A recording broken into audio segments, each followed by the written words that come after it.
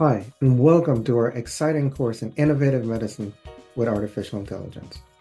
In this course, you'll explore the cutting-edge intersection of medicine and AI.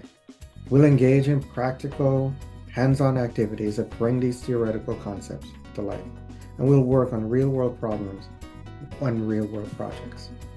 What you'll do in this course is you'll learn about the intricate signaling pathways that control cellular function.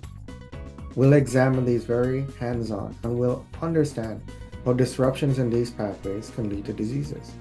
Then you'll use some AI tools to understand the concepts behind analyzing biological data. We'll use these AI tools to help us to develop better drugs, safer drugs, that target specific parts in the cell to target very specific diseases. This course will help you to prepare for a future in a rapidly evolving medical field. And to guide you, I'll bring my training from Stanford University, where I was trained by two Nobel laureates, one in chemistry and one in physics.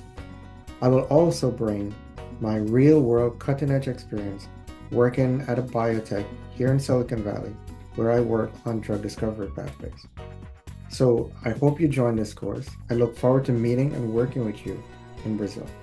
Until then, see you.